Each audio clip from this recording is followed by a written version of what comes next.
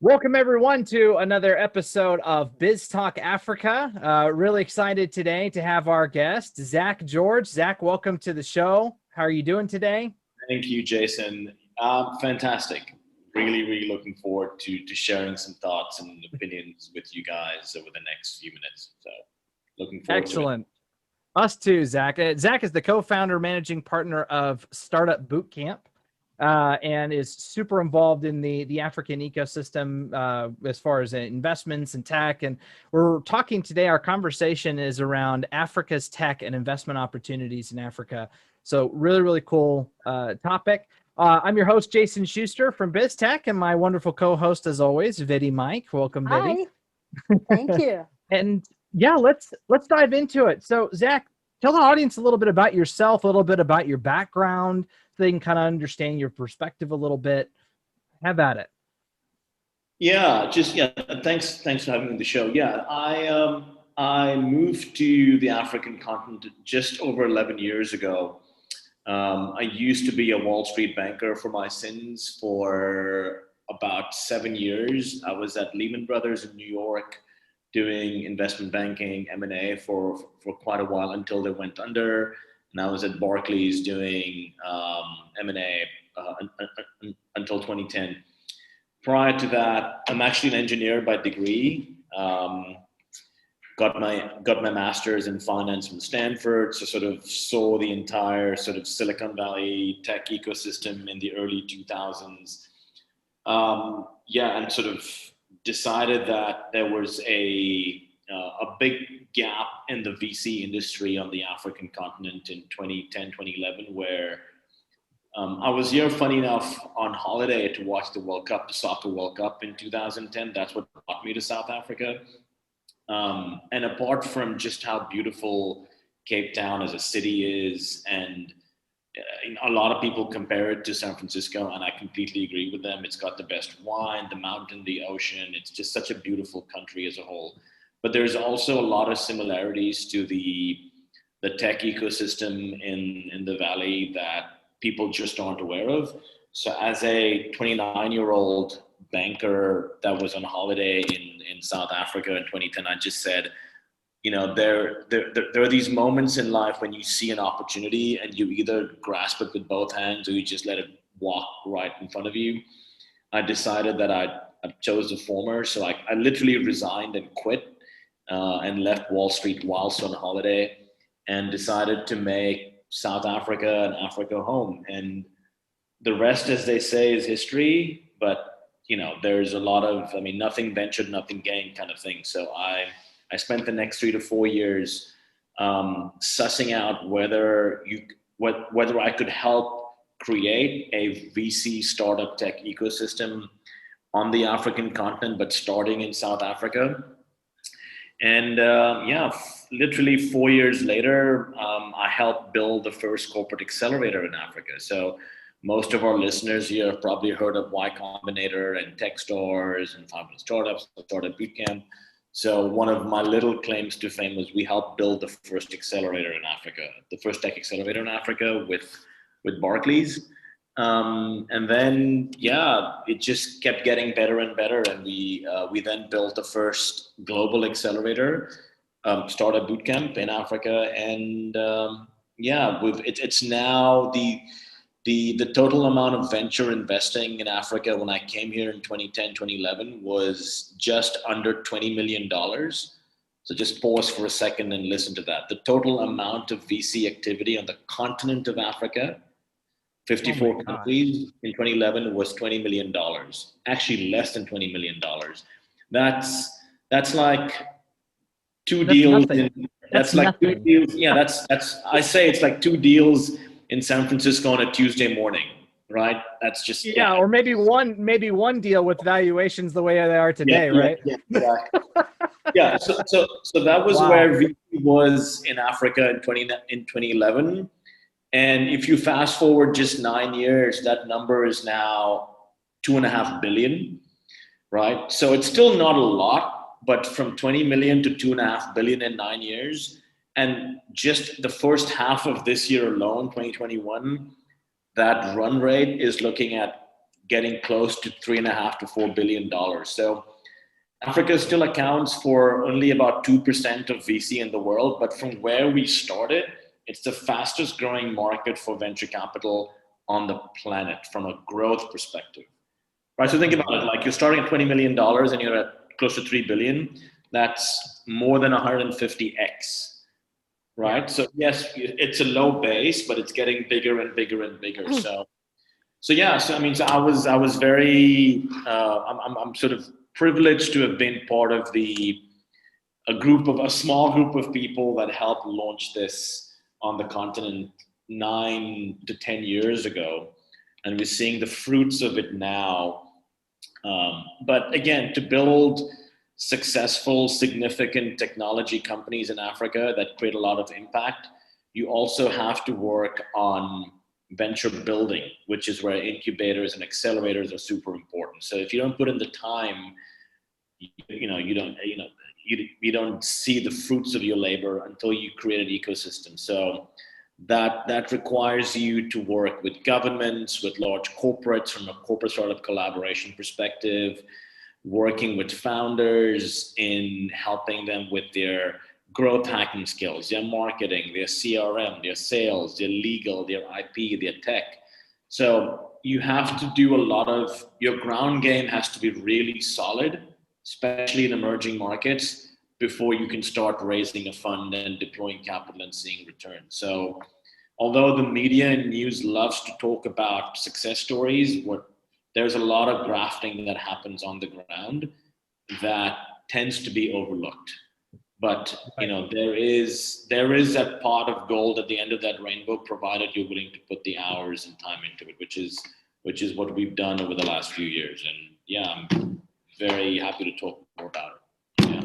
So where, and that's a great introduction, right?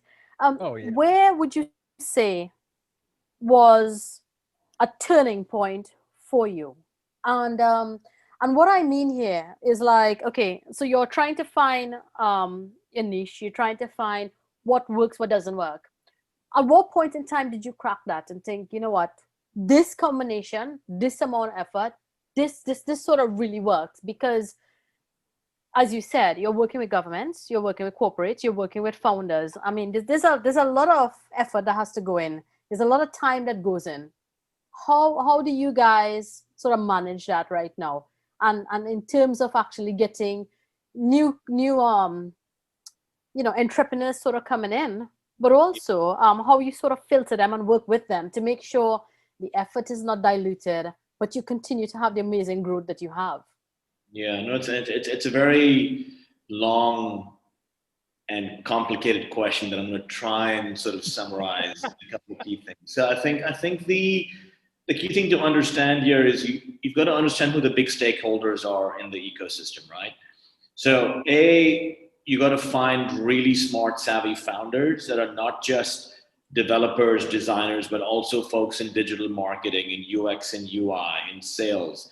And you got to find people out of the top universities in Africa. So in South Africa, the University of Cape Town, Stellenbosch, in Kenya, University of Nairobi, University of Lagos in Nigeria, etc. And you got to convince these really smart technical founders to not go into academia or not go and consult to corporate, but to rather start their own companies, right? And no one's going to do that if you don't understand the concept of risk-reward trade-offs, right? So no one wants to deliberately go and earn $2,000 a month and live off of Marmite and toast for 2 years, unless they see the possibility of their stock options being worth something. So, it's this mindset of saying long-term incentives versus short-term rewards, right? So it's understanding that as a starting point. Number two, large corporates, but specifically banks, retailers, insurers, and telcos are very powerful in Africa, right? There are usually sort of 4 to 5 major players that control the market. So there's like MTN, Vodacom, Airtel. In the telco space, there's Standard Bank, there's Barclays, in the banking space, Sanlam and Old Mutual in the insurance industry. So you're going to understand how do these large corporates in Africa for several decades had a monopoly on customer acquisition. And then about 7 to 8 years ago, with the growth in millennial and Gen Z sort of sectors bypassing corporate distribution and going directly to startups, that created this sort of FOMO, fear of missing out, where you wouldn't be buying an insurance policy from a broker, you'd be buying it online through a peer-to-peer platform. You wouldn't be studying at school, you'd learn something online through Coursera or Udemy. You wouldn't be ordering your food through restaurants, you'd be doing it online. So all of a sudden, with the advent of blockchain, cryptocurrencies, AI, drones, sensors, a lot of these big corporates said, wait a minute, we can't ignore startups altogether, fintechs, insurtechs, agtech companies. We have to work with them. Because ultimately, if our end goal, which is our clients and our customers, aren't happy with us, we're going to lose out. So you'd see large corporates in Africa previously, 7 or 8 years ago, would have completely ignored startups as either recipients of CSI, a nice sort of footnote on their CSI handbook, or enterprise development, now saying we need to commercially work with startups through licenses, through pilots, through POCs, proof of concepts. And that was the turning point, right, Biddy, that you mentioned, where corporate Africa woke up and said, we need to work with tech startups. Same thing in the UK, same thing in the US, because a lot of these big companies actually started, we need an innovation department. And they started to carve that out. But still you find that when you're independent, like what you have, you're not restricted. Your agility and the speed at which you could do things is so much more exciting, but you could move faster. So it's really, really fascinating. And I like, like how you actually bring things to market and choose the right people to work with, because it's attitude, it is knowledge and capability to sort of deliver. But the other things, scaling, growth, sales, understanding a market, you could train those things. But inherently, a product and a solution to a problem is something that, entrepreneurs, that's what they're there for. That's the gold dust, right? It's a good point. They're there to do that. However, I'm going to just quickly add a caveat to that is entrepreneurs, we love entrepreneurs because they have this incredible quality of resilience, passion, to survive against passion, all of that good stuff. But entrepreneurs are fundamentally driven by product, technology, and a service. And they don't usually they're like racehorses, right? They have their eyes set on the prize, but they have no idea what's happening outside of them. So you need, as an entrepreneur, someone to look at the field outside of you and say, hey, you're selling this product to a consumer, but there are these insurance companies, these banks, these manufacturers, these retailers that need your product or service offerings. So it's the ability to, the key of any technology startup or any startup in the world, or any business for that matter, is the ability to lower the cost of acquiring customers. That's the biggest expense that a firm has, right? So how do you lower your customer acquisition cost in emerging markets? Is you work with corporates, right? Because they have hundreds of thousands of millions of customers that they're constantly trying to be more innovative to, right? So when you partner with large corporates, you lower your CAC, the cost, the customer acquisition cost, and you increase your lifetime value. And that's a metric that's very important in our industry, is your lifetime value of a customer as a function of your customer acquisition cost. So when you partner with corporates, you may sacrifice a bit of margin because you're now paying a license fee to a corporate to use its customers. Sorry, a corporate's paying you a license fee to use your technology, but they leverage off of their existing customers. But now you're spending almost $0 to acquire a customer. Absolutely. And also, the overhead and the other costs that you needed to actually spend, you don't have that. So your net is probably legal, higher. your compliance, your tech costs, all of that go down. So that's a critical factor that we do in evaluating startups. So when we set up startup bootcamp in Africa in 2016, we made it very clear that we would only work with startups that had their distribution channels already laid out for them with large corporates. And eventually, once you get your proof of concept proven, you could then pivot to a direct-to-consumer model. Be it insurance, be it banking, payments, be it education, be it logistics, mobility. Doesn't matter what the sector is, right? And we used our corporate partners to help select companies that we could invest in. So if we knew that an insurance company, a bank, or retailer could not work with you, we wouldn't invest in you, right? So we literally reverse engineered our own deal flow, which That's is why really interesting. Yeah. And corporates benefit because they don't need to actually carve out time, people, and energy to actually do this, because actually business model, the whole thinking and everything like that is different to how corporates run. You need to keep that innovation and agility. And also, I mean, corporates are interested in commercial benefits, right? Corporates couldn't care less about equity. I mean, like, imagine someone like a Standard Bank or a Sanlam, which is one of the largest insurers in the continent, or an MTN having a 5% stake in a startup. It is an accounting nightmare for them to invest. So corporates either buy 100% of you, or they buy 50 plus 1% of you. So if you're like, there's a startup that we're doing a minority investment in, like a 5 or 10% stake in, they'd be like, not interested, but we'll commercially work with them. So the sort of double whammy was we would come in as equity investors and corporates would come in as commercial partners. So it's a win-win for everyone. Absolutely. Right? You'll guarantee your revenue.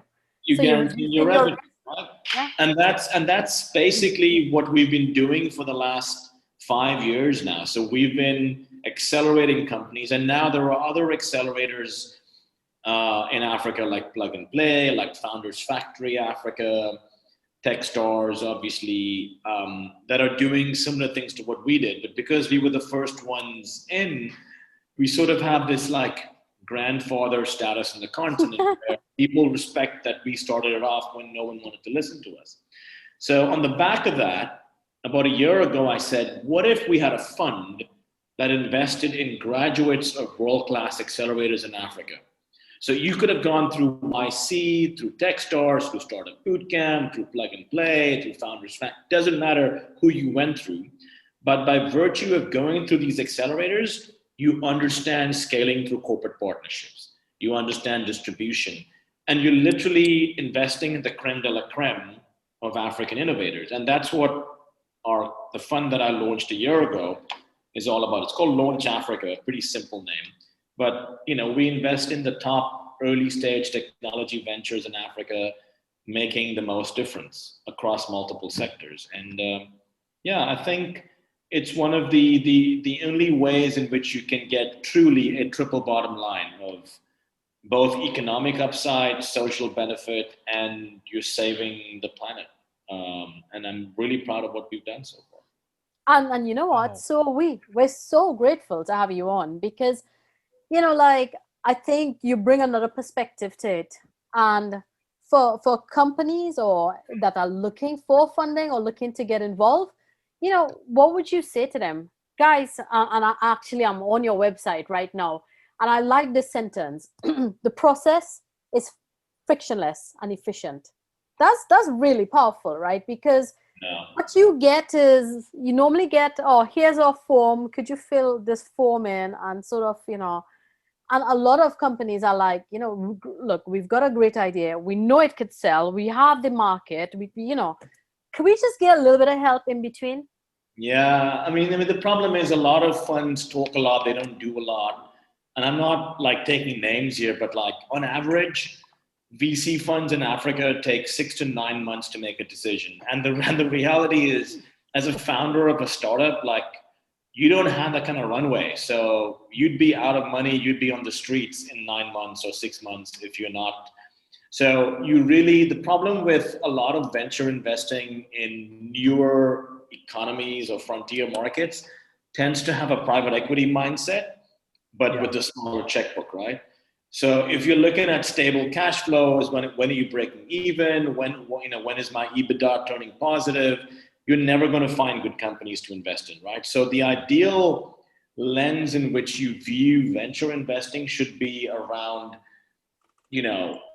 understanding growth hacking, understanding how you increase the exponential nature of attracting customers to your business, increasing growth, reducing churn, and sort of viral, this concept of virality. How do companies go viral very quick without sacrificing a key thing, unit economics, which is how the marginal cost of acquiring a customer gets cheaper and cheaper. Exactly. And cheaper. And these are metrics and attributes that very few funds in Africa understand, because most fund managers in Africa have come from corporate finance, private equity, and chartered accounting backgrounds, where they're bean counters, right? Bean counters are great if you're managing risk, not if you're managing venture and right. Tech companies. So yeah, I mean, we've broken all the rules when it comes to venture investing. We can make a decision in 4 to 6 weeks, not 4 to 6 months. We're a $25 million fund. We only invest in seed stage startups across Africa, so we don't do later stage companies. There are lots of really good funds internationally and on the continent that understand Series B and Series C investing better than us. But when it comes to seed, which is, but when I say seed, I mean not at the idea stage. This is post-accelerator. You have a concept, you have a product, you're making revenue, but you need to get that initial sort of jolt of support to get from a seed stage company to a Series A stage company. So on average, the companies we're investing are doing sort of between $10,000 and $20,000 in revenue, maybe a bit up to $50,000, but they haven't gotten to a point where they're scaling quickly, and they need that sort of seed capital of between $500,000 to $2 million to get there. And that is a gap that is so unfulfilled at this point. That gap until today is pretty much fulfilled or filled by friends and family and angel groups, which is pretty inefficient, right? Because there's no point going around getting checks of $10,000 from uncles and friends and family and the odd angel, when you should be getting money from VC funds that understand seed investing. What we do. So it's the advisory as well, right? You get knowledgeable people and the contacts and all that. So if if other funds want to work with you guys and sort of support what you're doing, are you guys open to that? No, of course. I mean, we actively look for co-investors in our fund. So like I said, we typically invest between $100,000 and $300,000 into companies we invest in. We've already made 52 investments. We are by far the most active VC fund in Africa by a country mile. And we have more than 110 investors in our fund. And you can invest in our fund as an investor from anywhere in the world, from as little as $25,000 all the way up to $3 million, right? So it's very democratic. All the investors in our fund are given the first opportunity to co-invest alongside us completely for free, right? So like if a startup is raising $1 million, we do all the heavy lifting, and we would say as a fund, okay, we're going to invest $200,000 to lead this round. Any of the investors in our fund that want to invest directly into this company can now just invest alongside us, and they get charged nothing, right? Because ultimately a rising tide lifts all ships, right? So whereas a founder would typically spend 9 months to a year raising $1 million round, now when we anchor the round, our LPs can invest alongside us, and we can close the round in 2 months, right? So now the founders spend less time raising capital and more time running their business. Do you know? Should happen. So we're open to other funds co-investing with us, but we also give first preference to our own LPs, right? Yeah, that's great. Because what you do is you actually de-risk it in so many ways. Yeah. And raising money is a time-consuming piece of work to do. Yeah. The other thing about it is that once you actually sort of invest, and then you have co-investors, or you have other LPs coming in and subsidizing. The business, you already know a lot about it. You don't actually have to go and prepare things over and over, because there's something called a graveyard, well, I call it a graveyard period, where companies would have gotten that burst of money. They're doing okay. They take their eyes off it because they're trying to prepare to do the next rounds. The market shift, they can't respond fast enough, dead. Yeah. Whereas this is continuity. And that's a huge thing, because if you're a ball moving and you slow down that momentum, then it's going to stop, right? But if the momentum continues, it could go on forever. And that is something that you guys allow. And you make a very good point there, Vidi, because at this stage of a company's growth, you need a lot more than just capital. I mean, I actually wrote a piece that I can share with you separately. It's about 5 to 10 things that VCs at the seed stage need to be adding to their portfolio companies. If they're not doing at least, a third of those attributes, you shouldn't even bother calling yourself a VC. So you got to be helping your company with co-investments. You got to be helping them with future rounds of funding. You got to be helping them with introductions to corporates. You got to be helping them with talent acquisition, helping them with hiring. You got to be helping them with exposure at conferences, at summits. You got to be helping them with executing on corporate partnerships. If you aren't doing all of that, you got to help them create linkages between other companies in your portfolio to get clients for them. So if you aren't doing all of that, then your paltry $100,000 means nothing, right? So a good VC fund at this stage needs to add significant amount of non-financial value to right? And which your clients don't pay for, right? Because you put the initial money in, you get a small slice of equity, but then you bring all of this that comes in that ensures almost the success of that business going forward. Absolutely, I couldn't agree with you more, and that's one of the things that we sort of like beat that drum every day, and our founders are eternally grateful for us. And that's why, and then the way things go is founders that see how proactive we are as a VC fund will tell their other fellow founders that run other startups saying, listen, do not take money from anyone before you talk to Launch Africa or similar funds like us, because they will hold you accountable. And that's how you create sort of, so I mean, our goal is to become, not that I want to put a name to it, but like to become the Sequoia of Africa for early stage investing, or the Andreessen Horowitz of Africa. And I think you guys are going to create your own path and be beyond that, because it's people first. Anything that is people oriented first and not about just bottom line, people before profit. It makes it always, money will come. But the thing is, it's like, you're not just throwing money at anything. You have a process. You have a philosophy. You have something that's proven. And for that reason, it's brilliant. No, Jason, I'm sorry. All right. No, thank you. Those are very complimentary things to say. I mean, we're very proud of our portfolio companies. I'm a dad to a 7-year-old daughter, and I think of my portfolio companies as my children. It's tough to have 52 children, but it is. I look at them as my babies, because we've seen them grow from like a product, an idea, with a bit of capital from us.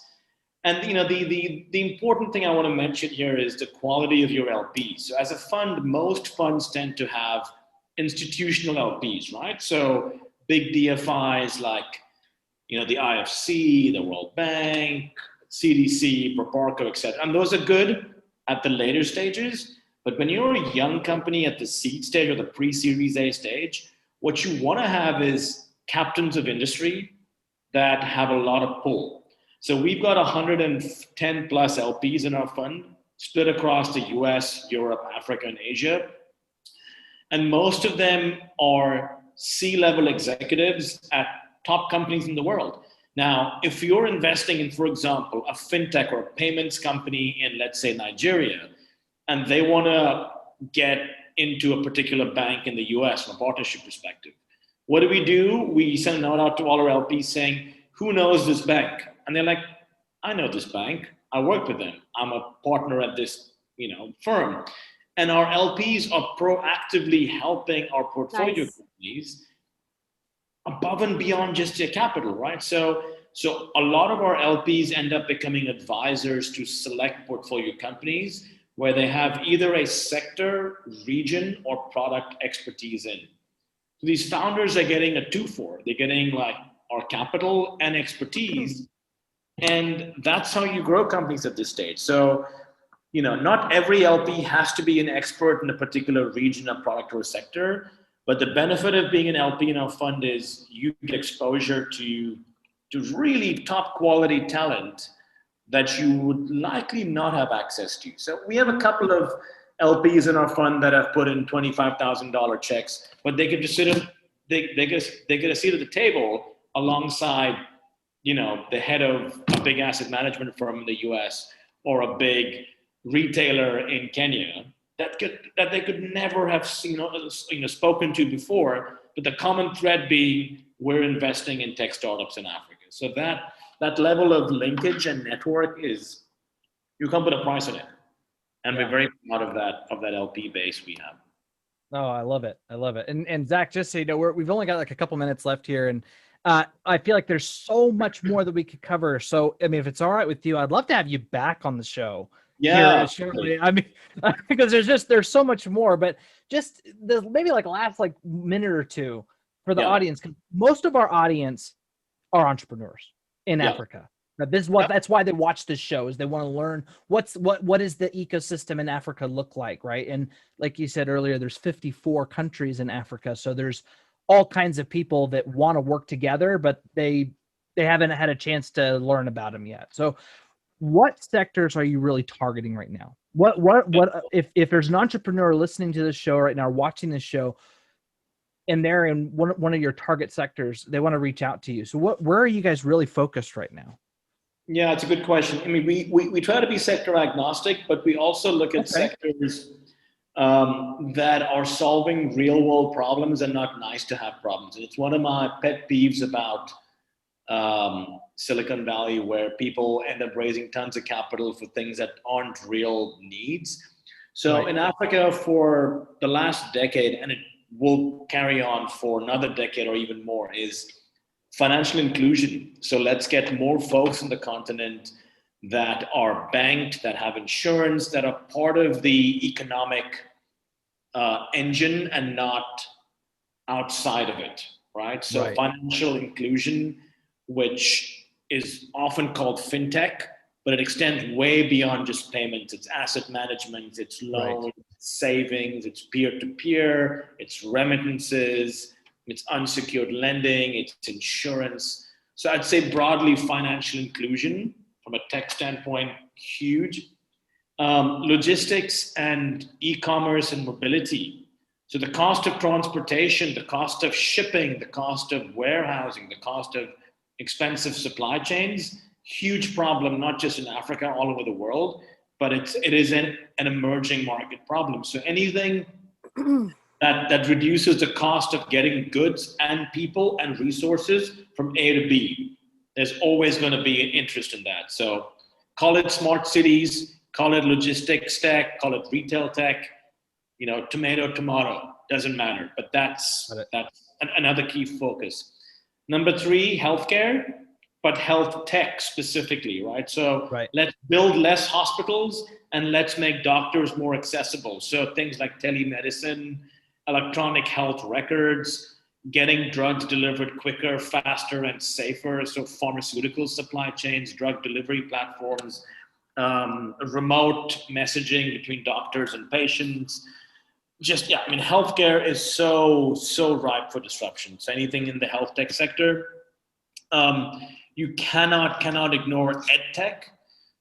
So, but edtech sort of cuts across the entire value chain. So K to 12, so early childhood education, vocational training, education content, continuing education for adults that are employed in corporates, digitizing education through courseware, open sourcing content, making the cost of education a lot lower for the masses. There's just so much disruption that the education tech sector can have. And then last but not least, just broadly speaking, food and water security, and that engulfs things like agri-tech and clean tech. So I mean, I think those sectors are what excites us the most. The common theme being just making things more accessible to people. A lot of folks. I mean, Africa has a population of 1.2, 1.3 billion people, and it's growing faster than China and India. And by the turn of the century, Africa is going to have 1 in 3 people on this planet are going to be on the African continent. So we've got to have tech-enabled solutions to meet this insatiable demand from everything from food to water to housing to education to energy. And you can't solve these problems by building more assets. You got to use technology to solve that. And technology is a huge level playing field that one needs to access. Hence the reason why, this VC, a VC fund is just so important to solve these problems. Absolutely. Well, and thankfully, like you said earlier, VC in Africa is growing really faster than anywhere else. So at least some people are rising up to meet that demand. So, and hopefully we'll keep that going. Awesome. So Zach, we're out of time again. I really want to have you back. I'd love to. There's a ton more I can talk about. Happy to be back whenever. Would love to. Sounds good. Yeah, we'll invite you. Well, again, everyone, this was Zach from Startup Bootcamp and from Venture Africa. Is that what it was again? Launch Africa. Really, really exciting stuff. Thanks for being here, Zach. Thanks, Vidi, for all your questions. Don't worry, your questions were. Zach was asking before the show for complex questions. I think Vidi did a good job. I think mine was probably the simplest out of all the questions. So again. Thanks everyone. Until next time. Have a good one. Bye. Bye.